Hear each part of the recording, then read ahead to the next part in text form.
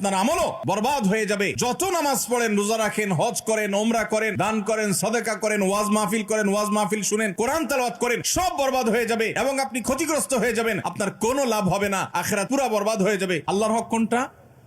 নামাজটা পড়ছেন, একটু ভেজাল ছিল, রোজাটা রাখছেন, ভালো করে রাখতে পারেন নাই, কোরআন তেলাওয়াত করছেন, একটু ভুলভাল হয়ে গেছে, এগুলো আল্লাহ চাইলে মাফ করতে পারেন, আর না চাইলে শাস্তি হতে পারে। এটা আল্লাহ তাআলা নিজের হাতে রাখছেন।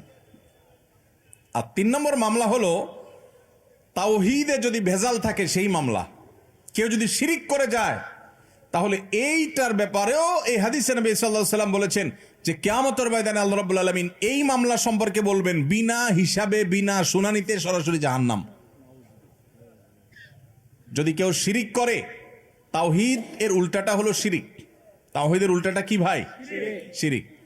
আল্লাহ তাআলা সব সহ্য করলেও আল্লাহর সঙ্গে শিরিক করাটাকে আল্লাহ সহ্য করেন।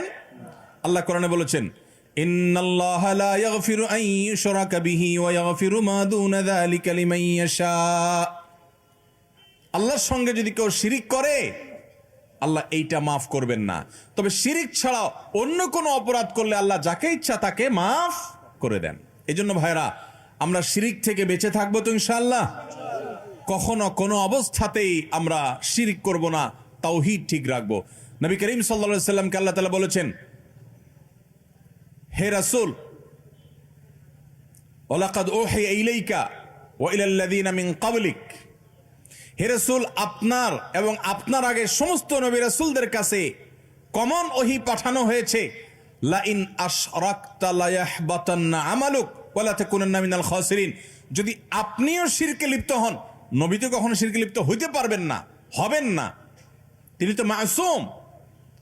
আল্লাহ তাআলা শুধু বোঝার জন্য বলছে যে যদি শিরকে লিপ্ত হন আপনি, কথার কথা, বা কেউ যদি শিরকে লিপ্ত হয়, লা ইয়াহবাতান্না আমালুক, তাহলে আপনার আমল পর্যন্ত বরবাদ হয়ে যাবে।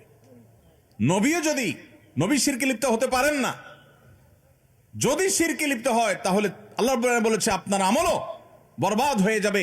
যত নামাজ পড়েন, রোজা রাখেন, হজ করেন, ওমরা করেন, দান করেন, সাদাকা করেন, ওয়াজ মাহফিল করেন, ওয়াজ মাহফিল শুনেন, কোরআন তেলাওয়াত করেন, সব বরবাদ হয়ে যাবে যদি আপনি শিরকে লিপ্ত হন, এবং আপনি ক্ষতিগ্রস্ত হয়ে যাবেন। আপনার কোনো লাভ হবে না, আখিরাত পুরা বরবাদ হয়ে যাবে যদি শিরিক হয়। এজন্য তাওহীদ ঠিক রাখতে হবে, শিরিক থেকে বেঁচে থাকতে হবে।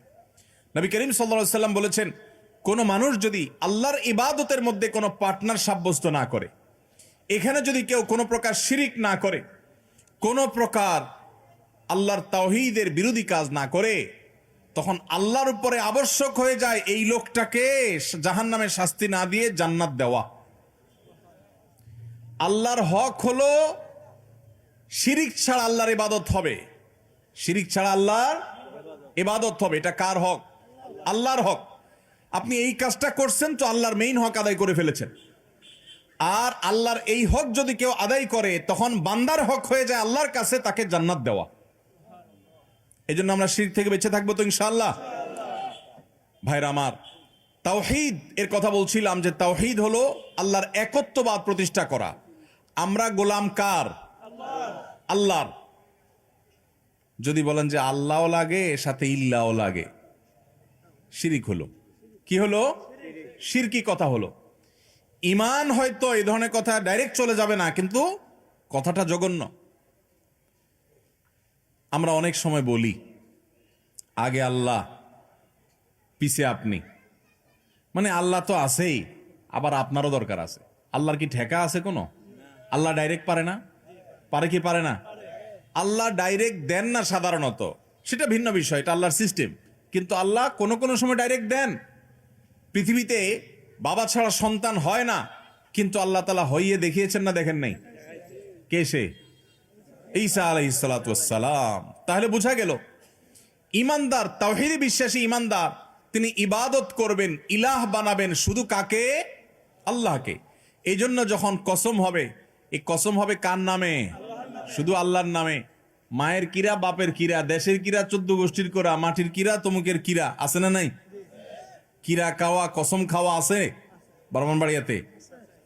এগুলো শিরক। মানত হবে কার জন্য? কোনো বাবার দরবারের জন্য মানত হবে না। সেজদা হবে কাকে? কেবলার দিকে সেজদা হবে, কিন্তু সেজদা হবে কার উদ্দেশ্য করে? আল্লাহকে উদ্দেশ্য করে। আমরা নামাজে প্রত্যেক রাকাতে বলি ইয়্যাকা না'বুদু ওয়া ইয়্যাকা নাস্তাঈন, আল্লাহ তোমারই ইবাদত করি আর তোমার কাছেই সাহায্য চাই। আল্লাহু আকবার। ইবাদত করি কার? সাহায্য চাই কার কাছে? এখানে সাহায্য চাওয়া বলতে অলৌকিক সাহায্য চাওয়া, অলৌকিক ক্ষমতা, এটা আল্লাহ ছাড়ার কারণ নাই, তার কাছেই শুধু সাহায্য চাই।